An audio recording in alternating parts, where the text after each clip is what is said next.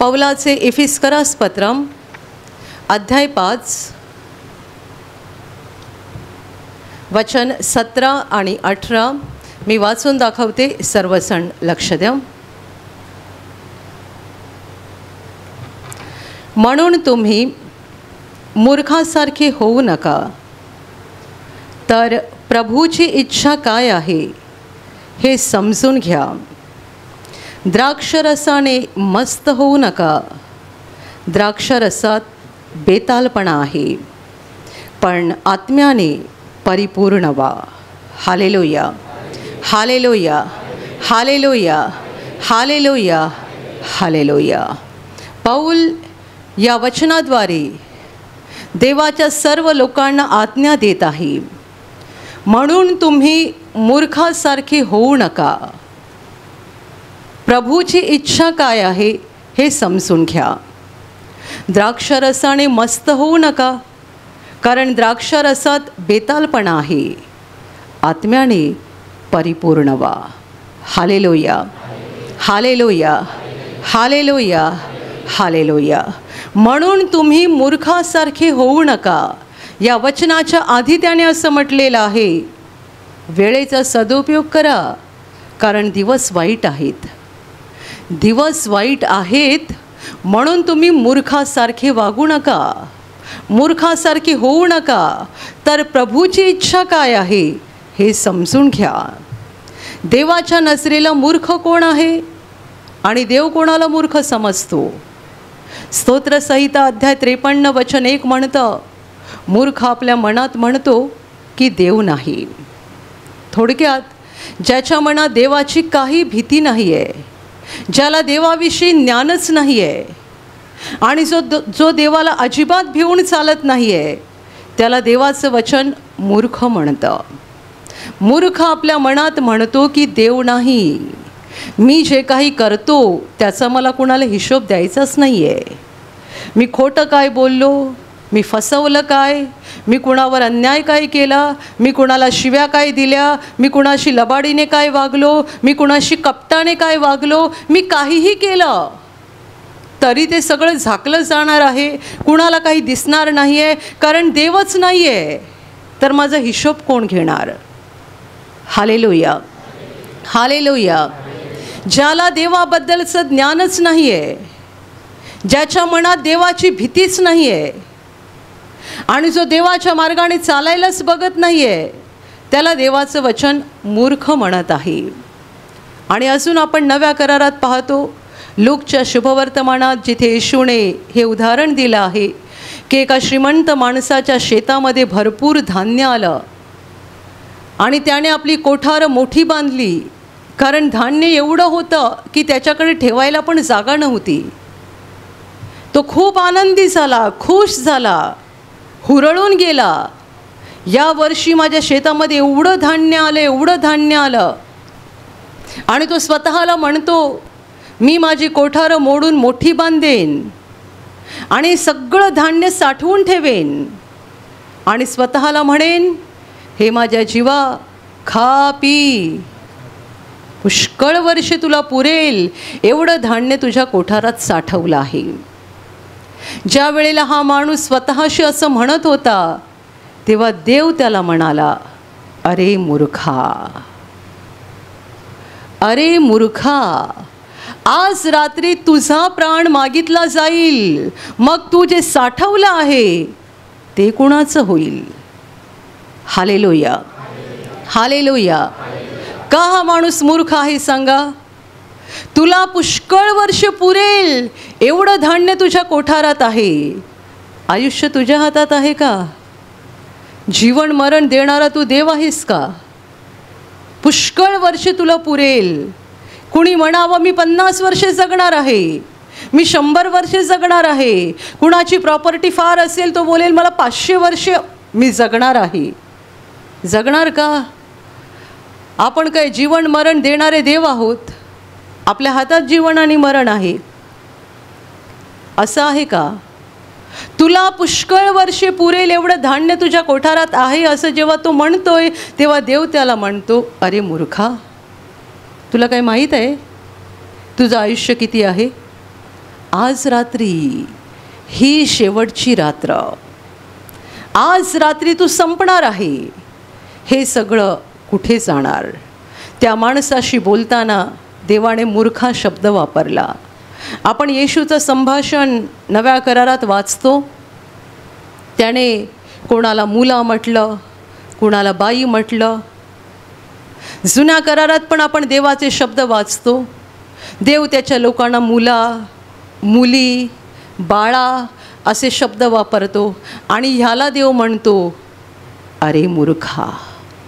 याचा अर्थ असा आहे की आयुष्यभर तो असंच जीवन जगला आहे की त्याला देवाच्या मार्गाचं काहीही पडलं नव्हतं, देवाच्या इच्छेचं काही पडलं नव्हतं. तुझ्या शेतात जर एवढं प्रचंड धान्य आलं आहे तर हे धान्य देवाने तुला दिलं का? पहिली गोष्ट, हे देवाने दिलं हे तुला कळते का? किती लोक म्हणतात आपोआप मिळालं, मला नोकरी आपोआप मिळाली, माझं घर आपोआप. काही जण म्हणतात माझ्या हिमतीवर, माझ्या ताकदीने, माझ्या बुद्धीने. तुझ्या शेतामध्ये धान्य उगवलं कसं? एवढं सगळं दिलं कसं? ते देवाने दिलेलं आहे. आणि जर देवाने दिलं आहे तर त्यालाच विचार की त्याची काय इच्छा आहे, कशाला त्याने एवढं धान्य दिलेलं आहे. Hallelujah, hallelujah, hallelujah. मला असे काही लोक माहिती आहेत, मी अनेक लोकांविषयी असं ऐकलं आहे की जेव्हा त्यांच्याकडे भरपूर काही असतं, मग खायच्या प्यायच्या वस्तू असोत किंवा इतर काही वस्तू असोत, ते साठवून ठेवतात. खराब झालं चालेल पण दुसऱ्याला द्यायचं नाही. खराब झालं चालेल, सडून गेलं चालेल पण दुसऱ्याला द्यायचं नाही. या माणसाच्या शेतात धान्य आलं भरपूर आणि त्याने विचार केला की मी कोठार मोडून मोठी बांधणार, म्हणजे पुष्कळ वर्ष मी आरामात खाऊ शकेन. पण त्याने हा नाही विचार केला की हे धान्य कोणी दिलं, का दिलं, त्याची इच्छा काय आहे. वचन म्हणतं तुम्ही मूर्खासारखे होऊ नका, तर प्रभूची इच्छा काय आहे हे समजून घ्या. देवाने तुझ्या शेतात एवढं धान्य दिलं, त्यामागे देवाची इच्छा आहे की तुझ्यासाठी, तुझ्या कुटुंबासाठी लागणारं ठेव आणि बाकीचं गरीब लोकांना, गरजू लोकांना वाटून टाक. Hallelujah, hallelujah, hallelujah. देव स्वर्गातून खाली उतरून आपल्या हातामध्ये देत नाही. देव कुणाच्या तरी हातात देतो आणि त्याला सांगतो तू वाट दुसऱ्यांना. पण ज्यांच्या हातात दिलं जातं त्यातले काही लोकच शहाणे असतात. त्यांनाच कळतं की हे मला वाटायला दिलं आहे देवाने, ठेवायला दिलं नाही आहे. आणि ते वाटतात, वाटतात, वाटतात. आणि मग ते जेवढं वाटतात ना तेवढे त्यांना आशीर्वाद, आशीर्वाद आणि आशीर्वाद मिळतात. कारण ते देवाची इच्छा पूर्ण करतात. आणि खूप सारे लोक असे असतात जे साठवून ठेवतात. पैशाचा डोंगर झाला तरी त्यांचं समाधान होत नाही. सोन्याची रास पडली तरी त्यांचं समाधान होत नाही. एक रास काय 10 राशी जरी सोन्याच्या पडल्या तरी त्यांचं समाधान होत नाही. ते साठवतच राहतात, साठवतच राहतात, साठवतच राहतात. तुम्ही एक गोष्ट ऐकली असेल, एका माणसाला जागा पाहिजे होती, जागा. त्याने देवाकडे प्रार्थना केली. देव त्याला म्हणतो तू या ठिकाणाहून धावत जा आणि जेवढी जागा तू धावशील तेवढी चालत जा आणि जेवढी जागा तू चालशील तेवढी जागा मी तुला देईन. हा माणूस सकाळी लवकर उठला. अख्ख्या दिवसात म्हणजे संध्याकाळपर्यंत जेवढी जागा चालून होणार तेवढी मिळणार ना, तर तो चालला नाही, धावायला लागला. जास्त जागा मिळायला पाहिजे ना, तर तो धावायला लागला. आणि एवढा धावला, एवढा धावला की एका ठिकाणी ठेच लागली, पडला आणि जागीच मेला. कारण आपल्या हृदयाची पण एक कपॅसिटी आहे, क्षमता आहे. तो जागेच्या हव्यासापोटी धावत राहिला, धावत राहिला, धावत राहिला. किती मिनटं, किती सेकंद, किती तास धावला आणि शेवटी अडखळून पडला आणि मरून गेला. बिचाऱ्याला देव जागा देणार होता पण त्याचीच माती झाली. Hallelujah, hallelujah. गोष्ट काल्पनिक आहे पण हीच लोकांची अवस्था आहे. खूप पाहिजे, खूप पाहिजे, खूप पाहिजे. देणाऱ्याला विचारतच नाही तुझी इच्छा काय आहे, हे कशासाठी दिलेलं आहे. वचन म्हणतं मूर्खासारखे होऊ नका. दिवस वाईट आहेत. जगाची स्थिती बिघडत चाललेली आहे. अंधाराची शक्ती जगात मोठ्या प्रमाणात काम करत आहे. तो अंधाराचा राजा दुष्ट सैतान आम्हाला फसवत आहे आणि देवापासून दूर नेण्यासाठी रात्रंदिवस प्रयत्न करत आहे. तुम्हाला काय पाहिजे निवड करा. पैसा पाहिजे की देव पाहिजे, सोनं रूप पाहिजे की देव पाहिजे, जागा जमिनी बंगले गाड्या पाहिजेत की देव पाहिजे. सैतान येशूला म्हणाला होता, हे सगळं मला देण्यात आलेलं आहे, तू पाया पडून मला नमन कर म्हणजे हे मी तुला देईन. त्या ठिकाणी तो असंही म्हणाला आहे, माझ्या मर्जीस येतं त्याला मी हे देतो. जगाचं वैभव. सैतान म्हणतो मला वाटेल त्याला मी देतो. तुम्हाला काय पाहिजे, आपल्याला काय पाहिजे. वचन म्हणतं मूर्खासारखे होऊ नका. प्रभूची इच्छा काय आहे हे समजून घ्या. Hallelujah, hallelujah. तुम्ही एका ठिकाणी नोकरी करत आहात आणि तिकडच्या पगारावरती तुमचं चाललेलं आहे व्यवस्थित. काही काळाने तुमचा एक मित्र तुम्हाला फोन करतो आणि सांगतो, तू जिकडे नोकरी करतो ना त्याच्यापेक्षा एक भारी नोकरी माझ्याकडे आहे, तुला पगार किती मिळतो. हा म्हणतो 15-16 हजार मिळतो. भागते माझं. अरे माझ्याकडे नोकरी आहे, 35,000 पगार मिळेल तुला. या ठिकाणी तो 4-5 वर्षे चांगलं काम करतोय, चांगलं चाललं आहे. पण आता त्याला समोरून ऑफर आलेली आहे 35,000 पगार नोकरीची. आणि मग त्याच्या डोक्यामध्ये वेगवेगळे विचार फिरायला लागतात. 35,000ची नोकरी, मग मी स्कूटर घेऊ, मोटरसायकल घेऊ शकेन, मग मला असं करता येईल, मग मला तसं करता येईल, आणि मग वेगवेगळे विचार. आणि मग हे कदाचित ना मला देवानेच दिलं असेल, ही नोकरी मला देवानेच दिली असेल, कारण मी तिकडे बस स्टॉपवर उभा राहतो ना, देवाने बघितलं ना म्हणून देवानेच मला दिली असेल. मूर्खासारखे होऊ नका. प्रभूची इच्छा काय आहे हे समजून घ्या. तुम्ही ही नोकरी सोडा आणि ती नोकरी धरा. थोडे दिवस जात नाही तोपर्यंत तुमच्या पतनाला सुरुवात होईल. तिकडे तुमचा कामाचा वेळ वाढत जाईल आणि मग पूर्वीचे तुम्ही नियमित वेळेवर प्रार्थनेला येत होता ते हळूहळू कमी होत जाईल. कामाचा वेळ वाढत गेला, घरी गेल्यावर शरीर थकतं. त्यामुळे बायको मुलं प्रार्थना करायला बसली आहेत पण आपल्याला प्रार्थना करायला बसवत नाही आहे, कारण शरीर थकलं आहे. कधी कधी बायको मुलांची प्रार्थना होऊन जाते तेव्हा घरी येतो आणि मग जेवणार आणि झोपणार, उद्या प्रार्थना करणार, आज की नाही मी खूप थकलोय. हे रोज हळूहळू हळू आत्मिक पतन होते आणि मग चुकीचे निर्णय घेतले जातात, चुकीच्या गोष्टीमध्ये गुंतून जातात आणि नंतर जाऊन समजते माझी पहिली नोकरी होती ती बरी होती. Hallelujah, hallelujah, hallelujah. मला असं म्हणायचं नाही आहे की जास्त पगाराच्या नोकऱ्या धरू नका, तर असं म्हणायचं आहे मूर्खासारखे वागू नका, तर प्रभूची इच्छा काय आहे हे समजून घ्या. तुम्हाला जर प्रभूने सांगितलं ही नोकरी सोड आणि मी तुला आता दुसरी नोकरी देतोय ती पकड, तर तुम्ही करायला पाहिजे.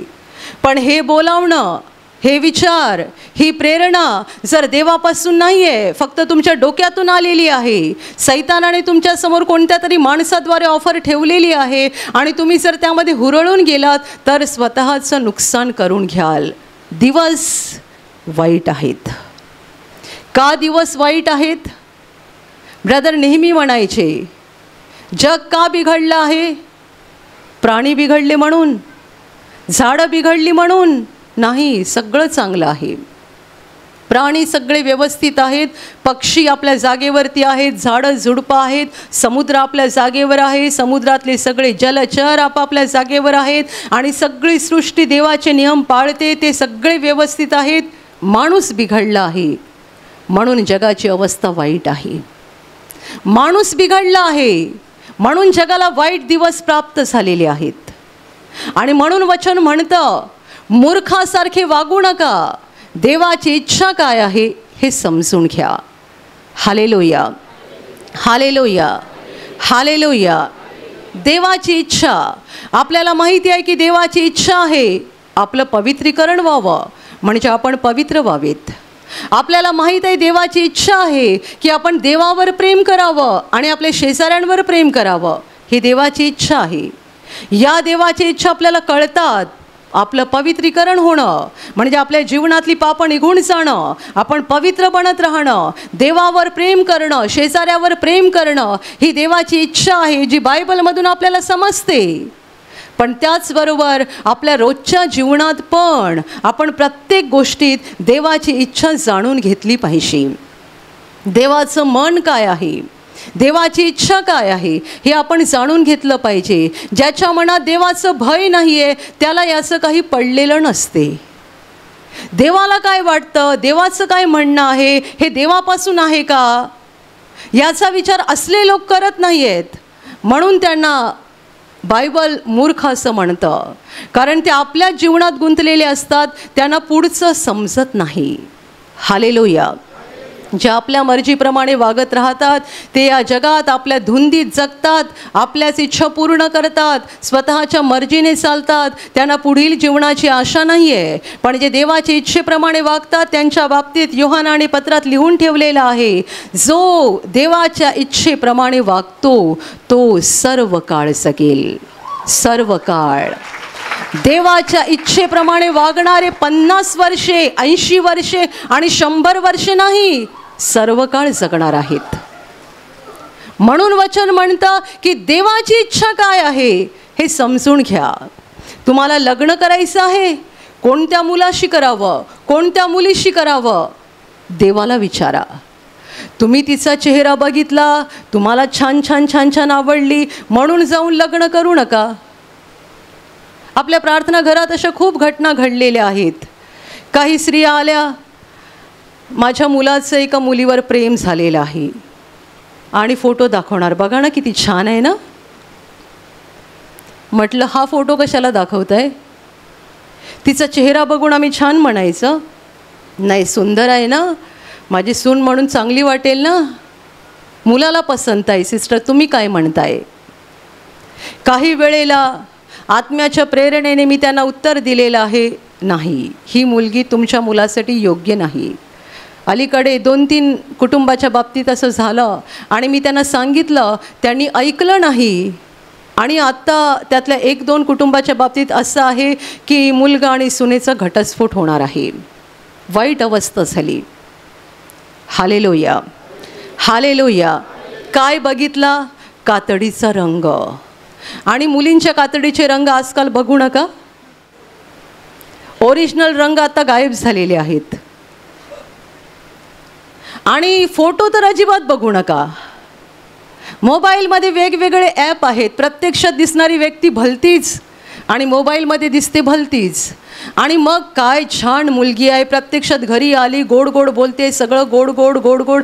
मी त्यांना म्हणते, तुमच्या मुलासाठी एखादी काळी सवळी मुलगी असली तरी चालेल, पण तिने त्याच्यावर प्रेम केलं पाहिजे, ती त्याच्याशी प्रामाणिक राहिली पाहिजे. तिच्या मनात जर देवाचं भय असेल तर ती नवऱ्याच्या आज्ञेत राहील.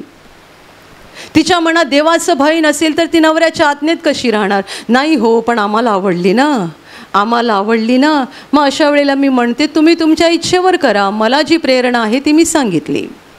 Hallelujah, hallelujah, hallelujah, hallelujah. आणि अशा अनेक प्रकारामध्ये असंही झालेलं असते की त्या बाईचा नवरा तिला आधीच सांगतो, ही मुलगी आपल्या घरात नको. पण ती येऊन सिस्टरना विचारते, कारण सिस्टरने एकदा हो सांगितलं म्हणजे नवऱ्याला उत्तर द्यायला बरं. सिस्टरनी हो सांगितलं आहे, तुम्ही बोलणारे कोण, तुम्ही बोलणारे कोण. Hallelujah, hallelujah. ब्रदर म्हणायचे, लग्न झालेल्या स्त्रियांनो, तुमच्यासाठी तुमच्या डोक्यावर देवाने नवरा ठेवलेला आहे, तुम्ही त्याचं ऐका. वारंवार तुम्हाला प्रार्थना केंद्रात विचारायची गरज नाही आहे. वचन म्हणतं, प्रभूमध्ये तुम्ही आपल्या पतीच्या अधीन राहा. Hallelujah, hallelujah. प्रभूची इच्छा काय आहे? तुम्ही कोणत्या मुलीशी लग्न करावं, कोणत्या मुलाशी लग्न करावं. मुलगा बघितला, काय मस्त शिकलेला आहे, चांगला पगार आहे, चांगलं घर आहे. म्हणजे आजकाल मुलींना भाड्याचं घर नको आहे ना, स्वतःचं घर पाहिजे. भाड्याच्या घरात राहणारा मुलगा नको, त्याच्याकडे स्वतःचा फ्लॅट असला पाहिजे. मग भले तो देवाचं भय बाळगत नसेल तरी चालेल. 2-4 वेळा प्रार्थनेला आला की आमचं समाधान झालं. आला ना तो प्रार्थनेला. त्याच्याकडे स्वतःचं घर पाहिजे, भारी पगाराची नोकरी पाहिजे. 7-8 हजार, 10-12 हजार पगार नाही, 30-40 हजार पगार पण असला पाहिजे. मूर्खासारखे होऊ नका. असल्या गोष्टी करून अनेक जण खड्ड्यात पडलेले आहेत आणि पस्तावले आहेत. तुम्ही आयुष्यात जीवनसाथी कोणता निवडावा, नोकरी कोणती निवडावी, घर कोणतं निवडावं. आणि या पलीकडे आपल्याला जीवनात खूप निर्णय घ्यायचे असतात, खूप. इथपर्यंत की एखाद्या माणसाला भेटायचं की भेटायचं नाही, एखाद्या व्यक्तीशी बोलायचं की बोलायचं नाही. बोलायचं तर कुठपर्यंत बोलायचं, केवढं बोलायचं, कुठे थांबायचं.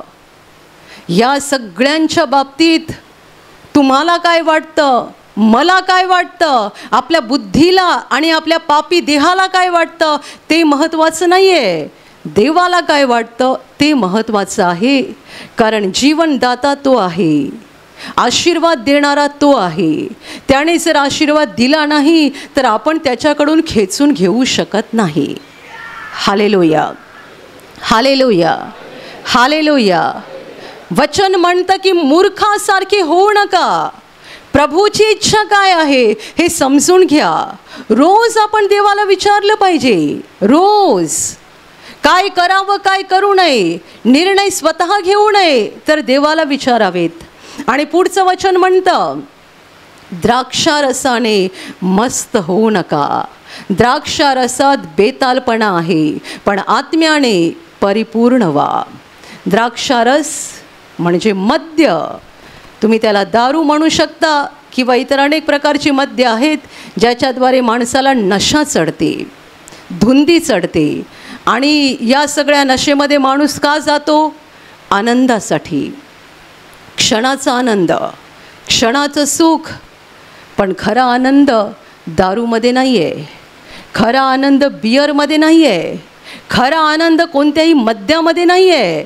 खरा आनंद पवित्र आत्म्यामध्ये आहे. Hallelujah, hallelujah, hallelujah, hallelujah. पवित्र आत्म्यामध्ये खरा आनंद आहे. म्हणून वचन म्हणतं की द्राक्षरसाने मस्त होऊ नका, कोणत्याही मद्याच्या धुंदीमध्ये जाऊ नका. द्राक्षारसात बेतालपणा आहे. जे याच्या धुंदीमध्ये चढतात त्यांना स्वतःवर काही नियंत्रण नसतं, ते बेताल होतात. बेताल. काय बोलतात, काय वागतात. एखादा दारुडा रात्री आपल्या बायकोला शिव्या देतो आणि सकाळी तिने उठल्यावर विचारलं, काय हो रात्री तुम्ही मला किती शिव्या दिल्या? तेव्हा तो म्हणतो, मी असं कधीच करणार नाही, तुला मी कधीच शिव्या देणार नाही. द्राक्षारसात बेतालपणा आहे, मद्याची धुंदी. आता इथे द्राक्षारस म्हटलेला आहे म्हणजे मद्य, आणि त्याचबरोबर अनेक गोष्टीची माणसाला धुंदी चढते. पैशाची पण धुंदी असते ना, प्रॉपर्टी, पैसा, ही पण धुंदी आहे. जगी कोणत्याही गोष्टीच्या धुंदीमध्ये जाऊ नका, कारण त्यामध्ये बेतालपणा आहे. एकदा माणूस त्यामध्ये गेला की त्याचे विचार वेगळे बनतात, त्याचं वागणं वेगळं बनतं, तो देवाविरुद्ध वागायला लागतो आणि जीवन भयानक बनतं. थोडक्यात तो सैतानाचा गुलाम बनतो. वचन पुढे म्हणतं, पण आत्म्याने परिपूर्ण व्हा. परिपूर्ण व्हा म्हणजे पवित्र आत्म्याने भरत राहा, भरत राहा, भरत राहा. पवित्र आत्म्याचा आनंद एकदा तुमच्यामध्ये आला की जगाच्या आनंदाची तुम्हाला चटक लागणार नाही, जगाचा आनंद घ्यावासा वाटणार नाही. एकदा पवित्र आत्म्याचा आनंद मिळाला की मग तुम्हाला मोबाईलमधला आनंद घ्यायला वाटणार नाही. Hallelujah, hallelujah, hallelujah. विरंगुळा म्हणून, मनोरंजन म्हणून कसला कसला आनंद लोक घेतात, पण खरा आनंद पवित्र आत्म्याचा आहे आणि तो तुमच्यामध्ये आला की जगातला व्यर्थ आनंद घेण्याची इच्छा तुम्हाला होणार नाही आणि त्याची चटक लागणार नाही. म्हणून वचन म्हणतं की द्राक्षरसाने मस्त होऊ नका, द्राक्षरसात बेतालपणा आहे. पवित्र आत्म्याने परिपूर्ण व्हा. इथे आत्म्याने म्हटलेलं आहे म्हणजेच पवित्र आत्म्याने परिपूर्ण व्हा. Hallelujah, hallelujah, hallelujah. आता बायबलमध्ये पवित्र आत्म्याला अनेक उपमा आहेत. त्यातील एक महत्त्वाची उपमा आहे तेल. पवित्र आत्मा तेलासारखा आहे. दिव्यामध्ये जेव्हा तेल घातलं जातं तेव्हा तो पेटत राहतो. एकदा तेल संपलं की दिवा विझतो. आपला आत्मा हा दिवा आहे आणि त्याच्यात पवित्र आत्म्याचं तेल एकदा ओतून होत नाही, तर ते सतत सतत सतत ओतलं गेलं पाहिजे. कारण हा दिवा जर विझलेला दिवा बनला काही त्याचा उपयोग नाही आहे. येशू म्हणाला जेव्हा तो येणार आहे तेव्हा ज्यांचे दिवे विझलेले असतील त्यांना तो सोबत नेणार नाही आहे.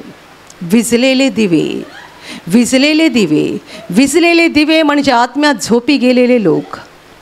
विझलेले दिवे म्हणजे ज्यांनी देवाच्या इच्छेप्रमाणे वागणं सोडून दिलेलं आहे. Hallelujah, hallelujah, hallelujah. पवित्र आत्म्याचं तेल आपल्या दिव्यामध्ये सतत येत राहिलं पाहिजे.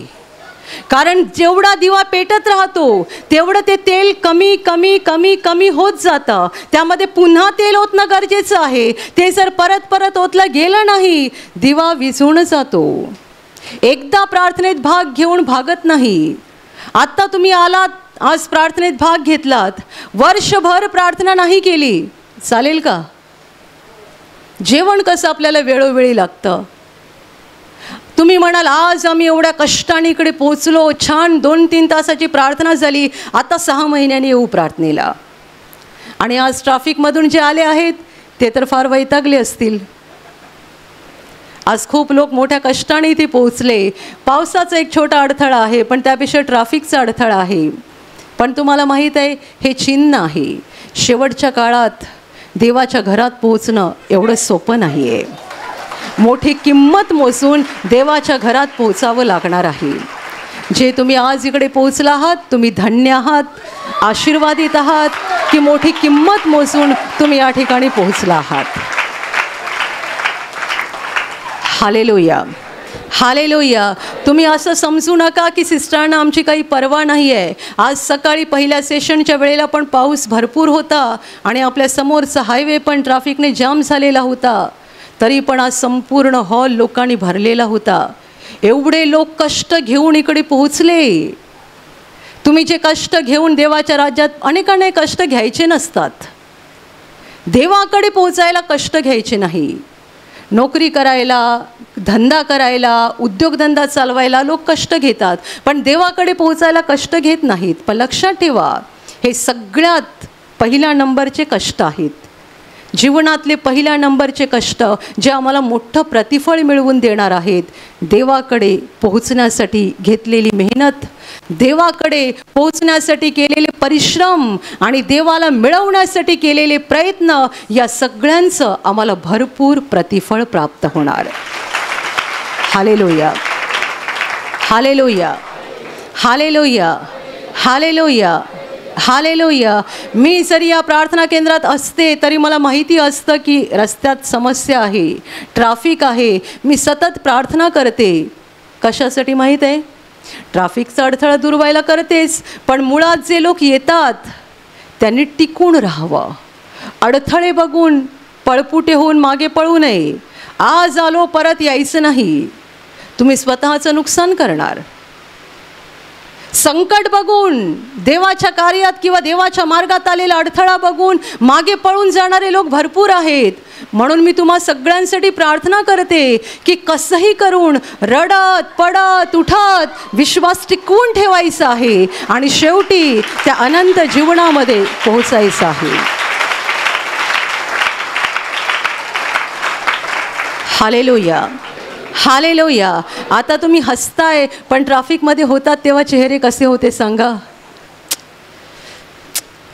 सारखे चेहरे उतरलेले असतात.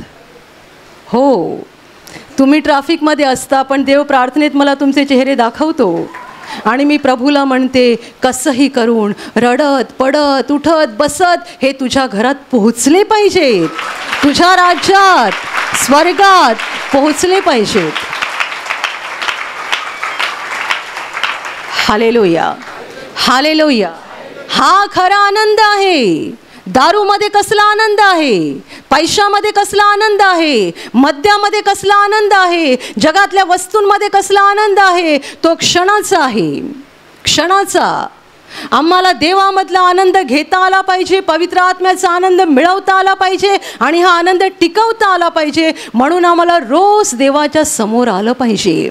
तुम्ही आठवड्याला एकदा किंवा महिन्याला 1-2 वेळा इथे प्रार्थनेला येत असाल, हे सोडू नका आणि त्याचबरोबर रोज देवासमोर बसा, रोज देवाच्या उपस्थितीत या. कशासाठी? तुमचे दिवे तेलाने भरून घ्या, दिवे तेलाने भरून घ्या. प्रार्थना करा, बायबल वाचा, देवाशी बोला, देवाच्या उपस्थितीत राहा. काय होईल? तुमच्या दिव्यामध्ये तेल येत राहील, म्हणजे पवित्र आत्मा रोज तुम्हाला मिळत जाईल. रोज ते तेल एकदा मिळून भागत नाही, रोज आम्हाला प्राप्त करायचं असतं. म्हणून ही आज्ञा आहे, आत्म्याने परिपूर्ण व्हा, होत राहा, परिपूर्ण होत राहा. का? आमचे दिवे पेटते राहिले पाहिजेत, आम्हाला देवाच्या मार्गाने चालता आलं पाहिजे. हे जग अंधाराने भरलेलं आहे, आमची पावलं वाकडी पडायला नकोत, आम्ही देवाच्या इच्छेविरुद्ध वागायला नको. आम्ही जगात आहोत पण जगाच्या घाणीने आम्हाला भरून जायचं नाही आहे.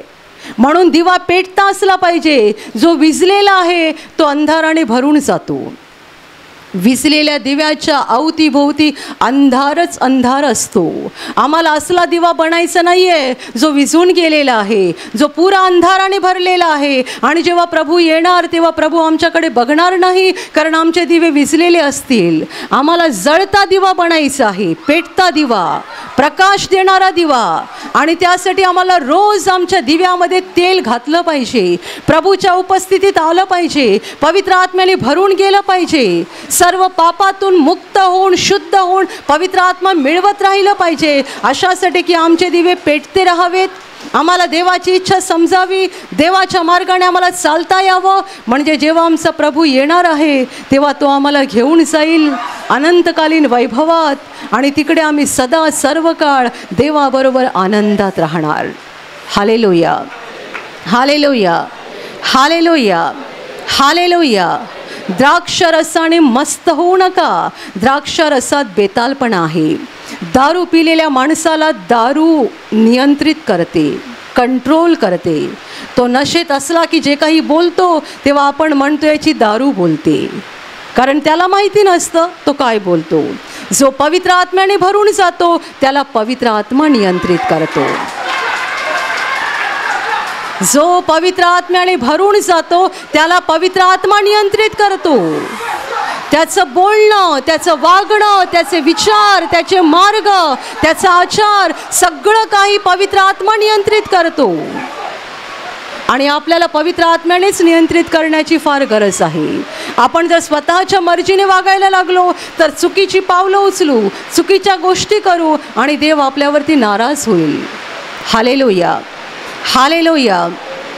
प्रेषितांची कृत्येमध्ये आपण वाचतो की जेव्हा पेंटेकॉस्टच्या दिवशी शिष्यांना पवित्र आत्मा मिळाला होता तेव्हा ते ज्या पद्धतीने वागत होते ते बघून इतर लोकांना वाटलं यांनी दारू घेतलेली आहे. दारू घेतलेला माणूस जसं स्वतःच्या नियंत्रणात नसतो तसे पवित्र आत्मा मिळाल्यानंतर काही वेळपर्यंत त्यांना कसलंही भान नव्हतं आणि म्हणून त्यांना बघणाऱ्यांना वाटलं की ह्यांनी दारू घेतलेली आहे. दारू पिणाऱ्याला दारू कंट्रोल करते, नियंत्रित करते. जो पवित्र आत्म्याने भरला आहे त्याला पवित्र आत्मा नियंत्रित करतो. एखाद्या ठिकाणी आम्हाला जायचं असते, पवित्र आत्मा आम्हाला अडवतो. तिथे जाणं जर आमच्यासाठी योग्य नसेल तर पवित्र आत्मा आम्हाला अडवतो. तुम्हाला खूप काही चुकीच्या गोष्टी बोलायची सवय असेल, एकदा पवित्र आत्म्याने भरलात ना की तुमची जीभ पवित्र आत्मा कंट्रोल करणार. म्हणजे तुम्हाला जे वाईट बोलायचं असतं ते पण तोंडातून निघत नाही.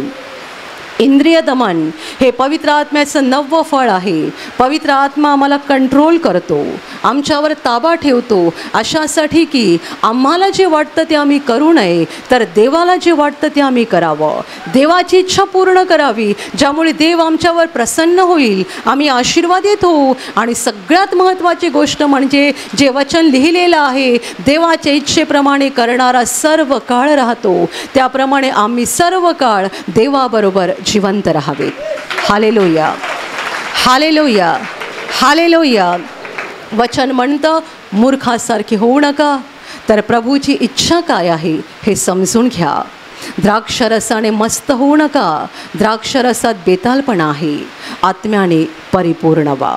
Hallelujah, hallelujah, hallelujah, hallelujah. आणि आता मी तुमच्यासाठी प्रार्थना करणार आहे. पूर्ण विश्वास ठेवा की प्रभू येशू एका क्षणात तुम्हाला स्पर्श करून बरं करेल. एका क्षणात तो तुमच्या जीवनातलं दुःख काढून टाकेल, कारण प्रभू आजही जिवंत आहे. 2000 वर्षांपूर्वी तो देहरूपात या जगात होता, आज देहरूपात नाही आहे, पण आत्म्याच्या रूपाने आहे. आणि जिथे जिथे लोक त्याच्यावर विश्वास ठेवतात आणि विश्वासाने त्याला हाक मारतात, तिकडे तिकडे तो त्यांच्या अगदी जवळ असतो, त्यांना बरं करायला, त्यांना आनंदित करायला आणि त्यांना सैतानाच्या हातातून सोडवायला तो नेहमीच तयार असतो. म्हणून विश्वास ठेवा, प्रभू इथे आहे, तो तुम्हाला स्पर्श करेल आणि तुमचं जीवन बदलून टाकेल. जिथे तुम्हाला आजार आहे तिथे विश्वासाने हात ठेवा, आणि तिथे हात ठेवणं शक्य नसेल तर छातीवर हात ठेवा. प्रभू येशूच्या नावाने या क्षणाला तुमच्या शरीरातले सगळे आजार नष्ट होत, प्रभू येशूच्या नावाने तुमच्या जीवनातील सगळी दुःख निघून जावोत. सैतानाची सर्व कामं तुमच्या घरातून आणि तुमच्या कुटुंबातून प्रभू येशूच्या नावाने पूर्णपणे नष्ट होत. सर्व शुद्धात्म्यांनो, प्रभू येशूच्या नावाने मी तुम्हाला आज्ञा देत आहे, या क्षणाला यांना सोडून निघून जा आणि पुन्हा त्यांच्यात शिरू नका. प्रभूचं महान सामर्थ्य तुमच्यावर येऊ, पवित्र आत्मा तुमच्यावर येऊ, पवित्र आत्म्याचा आनंद तुमच्या जीवनात येऊ, पवित्र आत्म्याची शांती तुमच्या हृदयात येऊ आणि तुमचं जीवन स्वर्गीय प्रकाशाने भरून जावो. आमीन.